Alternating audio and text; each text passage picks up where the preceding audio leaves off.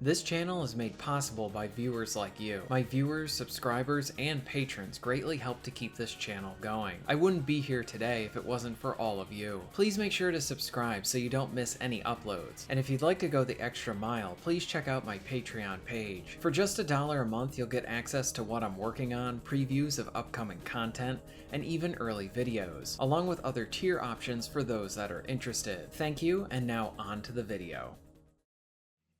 While we have not entered the fall season of games yet, there have been a handful of titles that I have played so far for 2023 that have either been underrated or overlooked, either through being underappreciated in some way, deserving more attention, or getting outright overlooked from the poor marketing, or being overshadowed by other big titles taking up all the oxygen. So today I want to share some titles that you should keep an eye out for. Let's start out with Octopath Traveler 2. Now I've never played the first, and after spending some time with this second game, I will most definitely go back to the first title at some point. But this game is absolutely fantastic. It hits much of those nostalgic beats that you want and expect, while also making something new and all of its own. This is one of those rare titles that feels like it was love at first sight, and even from the wonderful main menu music, I knew I was in for a treat. I grew up with turn-based RPGs, and this is exactly something I usually look for within the indie space. But here we get what we would usually find there, but with the budget that Square Enix could provide. This is a title that I am slowly going through, to savor it and enjoy every minute that it provides. Something sort of related that needs to be discussed is that apparently Square is not interested in doing titles like this anymore, the more mid-tier type of games. I think this is completely a wrong decision to go in. While these games may not make the huge money that their bigger modern titles make, Octopath and titles like this fills a need within the market that a group of players are screaming for more games like this. Plus, games like this greatly enhances and diversifies the portfolio of titles that you provide. Use the big modern titles to get the big bucks, and save some of those earnings to make the smaller games and retro-like titles. I love many of Square's modern efforts, but I miss stuff like this. Octopath 2 is an easy recommendation. Now, Octopath Traveler 2 isn't the only JRPG that I have been enjoying. I had the opportunity to put some time into Trinity Trigger, and this overlooked gem is kinda like a JRPG comfort food. It checks many of the boxes that I want from my RPGs, and in some ways it feels a bit old-fashioned. The game isn't the most visually impressive game, but it provides enough to keep things interesting. Plus, the models used in many of the conversations look good, along with the anime-style cutscenes. There's a charm and some appreciated humor here that I really liked. The combat system is really easy to get into with its hack-and-slash nature, but it provides some interesting nuances as well. For example, if you hit dodge right as you are about to be hit, you'll gain much of your stamina back. This means that the game encourages you to stay in harm's way, but if you can read and adapt on the fly, you're rewarded for it. Plus, there are some appreciated customization options when it comes to your attacks and combos that you can pull off. These can range from how your attacks are done, or if you'll actually net some more health from hitting enemies. Exploring pops up a bunch, whether you are running through the town trying to find all the hidden goodies, or attacking weakened walls to find side paths in a dungeon. Trinity Trigger is a JRPG that deserves some more attention, and one that I really enjoy.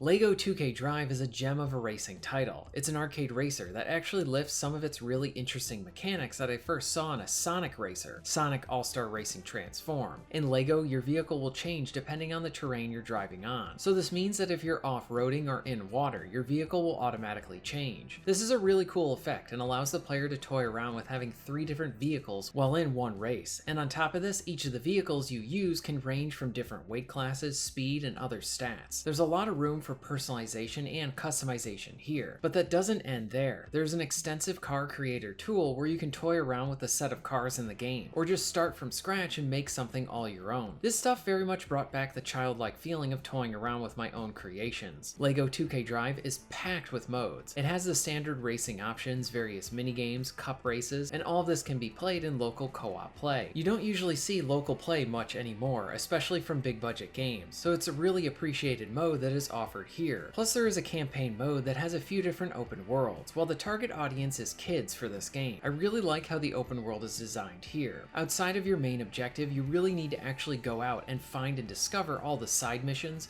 fast travel points, and more. The vehicle transformation is used really well here, because it means traversal through these spaces is an absolute joy, to the point that I just wanted to drive around the open world and see what havoc I could cause. I do take issue with the monetization and marketplace options in this game, but when it comes to what the game provides, this title is really good and very fun. Exoprimal very much turned out to be a title that started out very odd and fun, but it kept growing on me as I kept coming back to it a few nights a week. It's a live service type of game with online play. Gameplay wise, this game is really fun. You have various suits to choose from as you battle so many different dinosaurs. There are 3 different classes, and within the classes there are a few suits to choose from. What is impressive is that the suits within the classes play very differently from each other. They have their own unique ins and outs and help to fill a role on your team. Matches have you completing quick objectives, and then in the final stage you are thrown into a PvP-like match with another team. This completely changes the dynamic and adds in that variability. Now you can just opt to play this as a co-op title if you want, but I would suggest that you try the main offering. The story is honestly a mess, yet an entertaining one. It feels like the developers just threw every idea at the game to see if anything stuck. This is the perfect Game Pass game. Engage.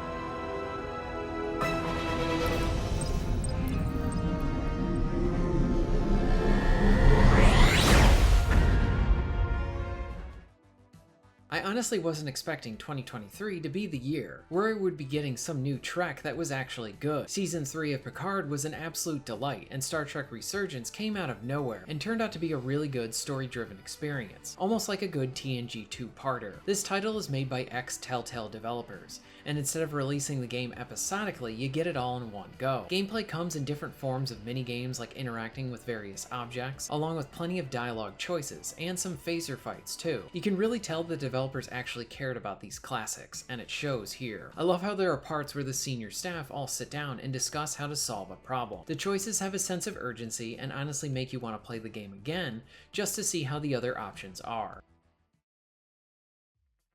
Crash Team Rumble is a multiplayer-only Crash title that didn't seem to get any marketing push from its big publisher. This is really odd considering how big the Crash brand is, along with the publisher being Activision. But either way, this multiplayer game might be one of my favorites for the year. It's all about working with your team to collect as much fruit as possible. There's various characters to play as, each with their own abilities and powers. I know that some of the Crash fans are probably not happy that this doesn't offer any single-player options, and I completely understand this, but this is honestly a title that deserves more attention. Plus it has a bunch of nice nostalgic touches for its unlockables and customization that I really appreciate. Don't skip this one.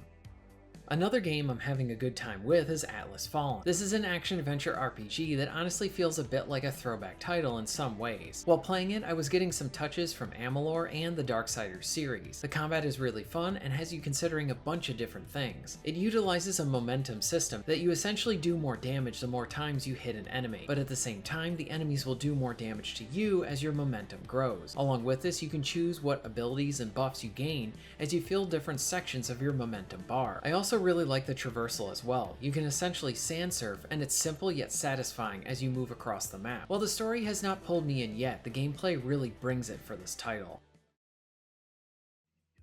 For one of my last titles, I want to mention the delightful indie Deathwish Enforcers. This side-scrolling shooter is a fun spiritual successor to Sunset Riders, but with a focus on 70s characters. The game is unexpectedly hilarious with plenty of politically incorrect humor. There's a lot of style here, and it's a quality arcade title, made in that style of quarter munchers that I grew up with. You can play the game in single player or in 4-player local co-op. Grab a friend, sit back, and relax as you enjoy a night full of fun and laughter. And lastly, Double Dragon Gaiden is the newest entry within the series, and it mixes the actions from the classics with the modern progression of a roguelite. There's enough variability to keep you coming back for more between the fun minute-to-minute action and rewards you are working towards, the best of which are the new characters that you can play as. So here's my list of some underrated and overlooked titles for 2023 so far. What are some titles that you found to be underrated or overlooked for this year? Let me know know in the comments down below. If you're interested in being notified of new videos, please hit the subscribe button and bell. And if you would like to support the channel and get early access to content, please check out my Patreon. All of the links will be at the end of this video and within the description. And thank you very much for watching.